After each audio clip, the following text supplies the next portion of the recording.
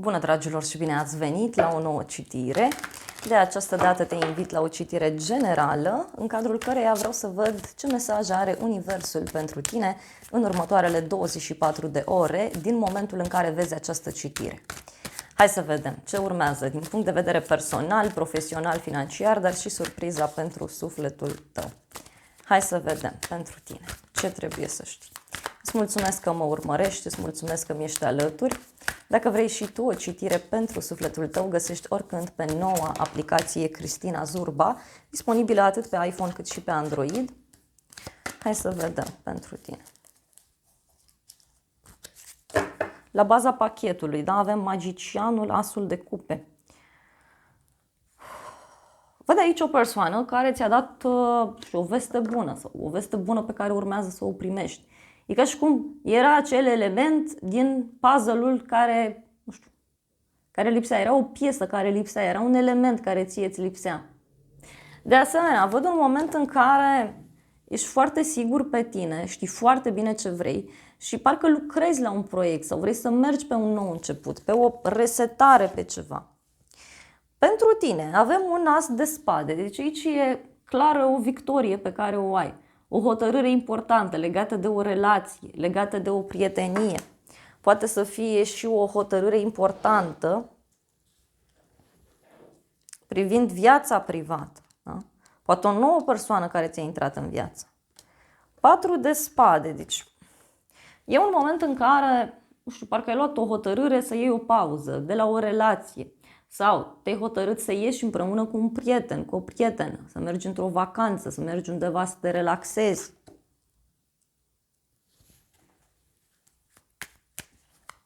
Asul de spade. Unii e ca și cum ați pus pe stop viața privată, da? Tocmai ca să vă rezolvați niște probleme profesionale. Pe de altă parte, văd, uite, un stil de viață mai sănătos pe care l-ai abordat sau pe care îl abordezi în acest moment. Ești într-o perioadă în care ești destul de tranșant, da? Sigur pe tine, știi foarte bine ce vrei din punct de vedere personal, știi foarte bine să-ți impui niște limite. Ia uite, aici parcă urmează un moment în care, nu știu, poate mergi la cumpărături sau primești niște bani, primești un cadou de la cineva. Asul de monede, temperanța. O legătură cu un săgetător. Aici, nu știu, poate vrei să te duci într-o vacanță, vrei să pleci undeva. Pe de altă parte, văd un moment în care o să vrei să te relaxezi, să te liniștești, să primești niște vești bune, da? De la cineva anume. Pentru cei singuri, vedeți că sunt șanse să apară o nouă persoană, doar că apare atunci când vă așteptați mai puțin. Profesional, avem aici 10 de cupe, deci o bucurie foarte mare pentru tine, ceva se realizează. De asemenea, văd că ești o persoană care are un ideal anume, da? Poate chiar la muncă te înțelegi bine cu persoanele de acolo, poate știu eu, îți faci prieteni foarte ușor printre ei. Însă, văd aici fie niște bani pentru casă, fie poate ai legătură cu persoane din casă, din familie, nu știu, cu care ai legătură cu banii sau ceva de genul. Și aici, uite, eu văd o victorie pentru tine foarte frumoasă. Deci tu îți dorești foarte mult un anumit lucru, dar victoria apare, bucuria apare.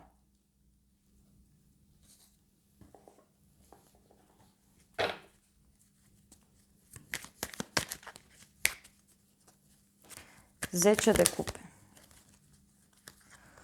Uite, e ca și cum celebrezi ceva, da? Sau undeva pe la amiază îți poate veni o veste bună legată de o petrecere la muncă, legată de un eveniment important. Și văd aici un sfârșit, da? Ceva se finalizează.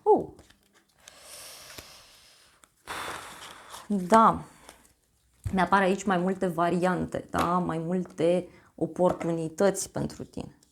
E ca și cum ai foarte multe lucruri de făcut, doar că aici trebuie să vezi cam ce e prioritar pentru tine. Da? Te lucrezi pentru niște bani sau ai o încredere mare în tine și atunci spui lucrurilor pe nume. Ia să vedem noi. Da, aici văd o veste pe care ai așteptat-o de mult timp.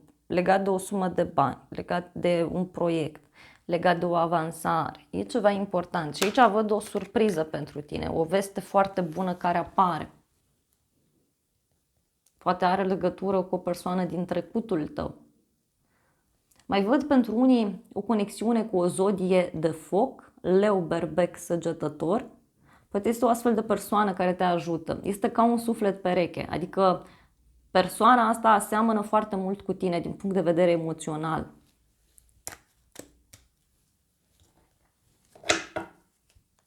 Dacă ești femeie, văd că îți recapeți foarte mult încrederea în tine. Și e ceva aici legat de un bărbat care poartă uniformă, cineva care e mai viclean, poate să fie o persoană care lucrează la stat sau cineva care are probleme cu legea. Este cineva care fie te-a amânat de mult timp, fie este o persoană care se află într-un blocaj de mult timp. Dar, repet, mie îmi vine aici, nu știu, victoria pentru tine. Pentru că, uite, cineva abandonează așteptarea asta. Surpriza. 5 de spade. Surpriza e o nedreptate pe care cineva o face. Sau surpriza are legătură cu un compromis în care ești. Pajul de cupe.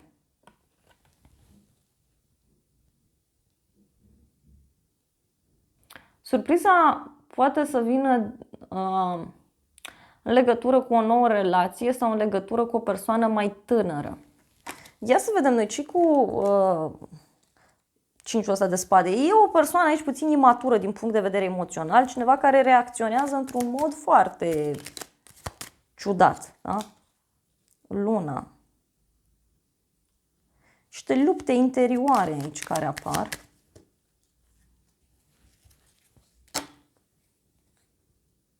Parcă e cineva care ar vrea să te cunoască sau cineva care se simte atras de tine și în sfârșit spune, da? Sau în sfârșit... Uite, un împărat. Deci aici este o persoană foarte dură. Este o persoană care are niște idei foarte sigure despre viață și de asemenea este o persoană care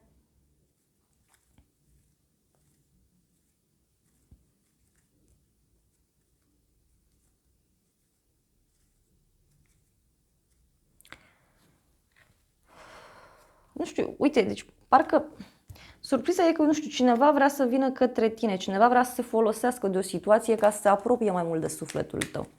Ia să vedem pajul ăsta de cupe. Na, pentru unii atenție la vreo poveste din asta de dragoste care apare pe la muncă.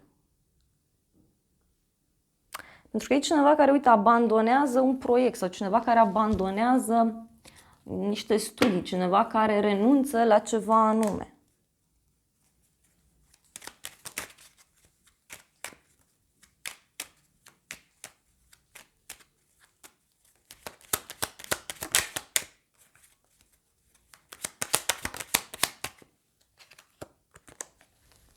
Zece de cupe.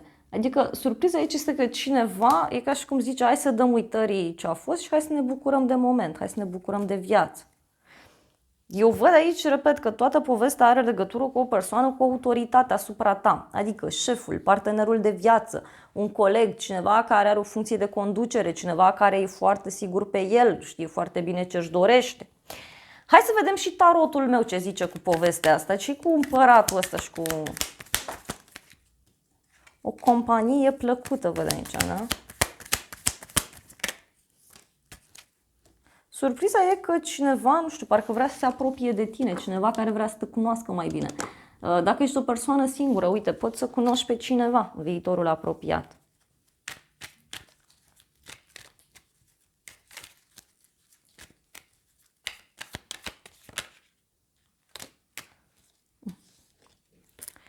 Vei rămâne surprins de o discuție pe care o ai aici în legătură cu o pagubă, cu o pierdere, cu niște piedici care apar.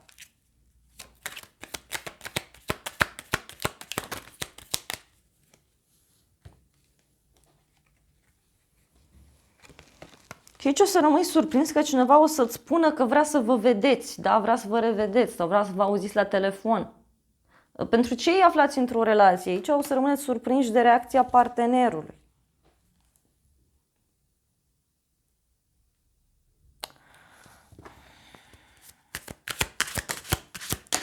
E ceva din trecut care revine. E o plată karmică pe care cineva trebuie să o facă. Da? Și aici avem așa. Afaceri, succes, întâlniri, abundență, oportunități. Deci aici ieși bine dintr-o situație. Ieși bine dintr-o situație.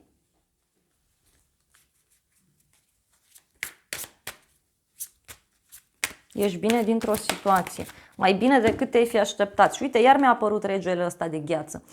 Regele de gheață, uite, zice că e un șef, un antreprenor, e o persoană detașată, e o persoană rațională, să știi, care e foarte rece. Adică omul ăsta nu are foarte multe emoții. El zice lucrurile așa direct și avem o surpriză, un cadou. Și omul ăsta îți face o surpriză. Vezi că are niște strategii sau niște planuri de ceva timp.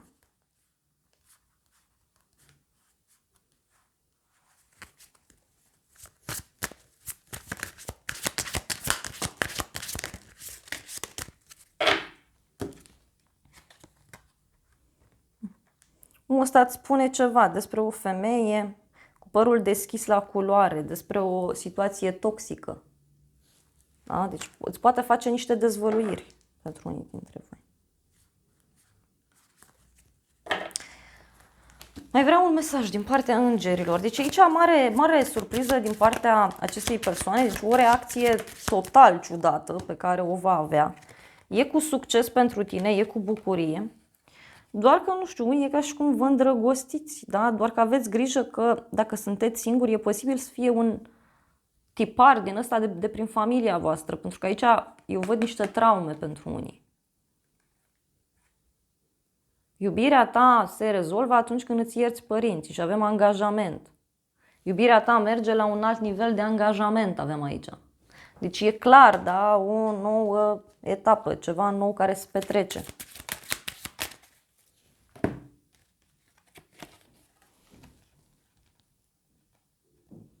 Să te cunoști mai bine. Aici parcă e cineva care ar vrea să te cunoască mai bine sau cineva care vrea să vă vedeți.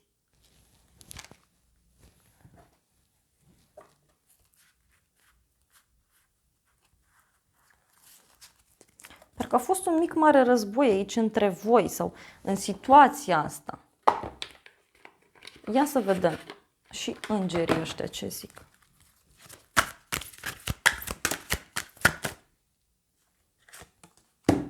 Se zice să-ți respecti relațiile sau să-ți respecti relația. Relații de orice fel aici, da? Ți se cere respect. Și să renunți. Câteodată este mai bine să renunți și să lași universul să-și facă treaba.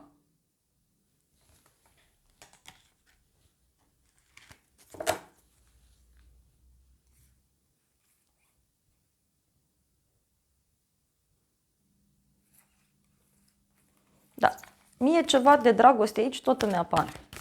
Și fie te vezi cu partenerul, fie cunoști pe cineva, fie întâlnești o persoană care ție îți place. Uite, Cupidon, iubirea este în aer. Aici fiecare cum consideră. Dragilor, acestea au fost previziunile de această dată. Eu îți mulțumesc pentru atenție, te îmbrățișez cu drag, îți mulțumesc că mi-ai stat alături până la final și nu uita că dacă vrei o analiză pentru sufletul tău, găsești oricând pe noua aplicație Cristina Zurba, disponibilă atât pe iPhone cât și pe Android. Îți mulțumesc încă o dată că mi-ai stat alături și să ne revedem cu bine și data viitoare. Eu îți doresc să ai parte de o zi sau de o seară cât mai frumoasă.